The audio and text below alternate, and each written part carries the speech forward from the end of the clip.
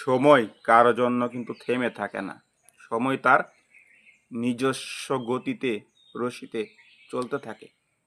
শুধু থেমে থাকেন আপনি, আপনার মন, আপনার ইচ্ছা, আপনার আকাঙ্ক্ষা, আপনার চাওয়া পাওয়া কিসের জন্য? কোন এজেন্ডা নিয়ে আপনি বসে আছেন? কোন কারণ নিয়ে? কোন চাওয়া নিয়ে? কোন পাওয়া নিয়ে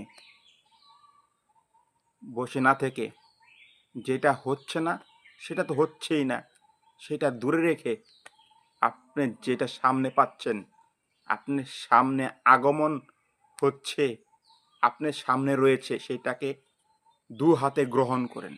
আর যেটা নেই সেটা দু হাত ধরতে তো পারবেন না, সেটাকে পিছনে ফেলে সামনের দিকে এগিয়ে যান। দেখবেন ঠিক সময়ের পাল্লা দিয়ে বা সময়ের সাথে সাথে আপনিও এগুচ্ছেন। না হলে ৫ হোক, ১০ হোক, ২০ হোক, ২৫ হোক বছর পর আপনি বুঝবেন, তখন বুঝেও লাভ হবে না।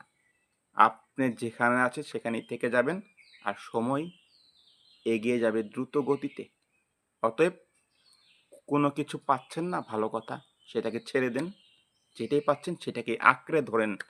শুধু আঁকড়ে ধরলেই হবে না, এগিয়ে যান সময়ের সাথে সাথে। তখনই আপনার জীবন সুন্দর, সুখীময়, সুষ্ঠু কিংবা অসাধারণ হিসেবে গণ্য হবে। নয়তো আপনি ব্যর্থ। ব্যর্থ মানুষকে, ব্যর্থ প্রাণীকে, ব্যর্থ কোনো কিছুকে কেউ পছন্দ করে না,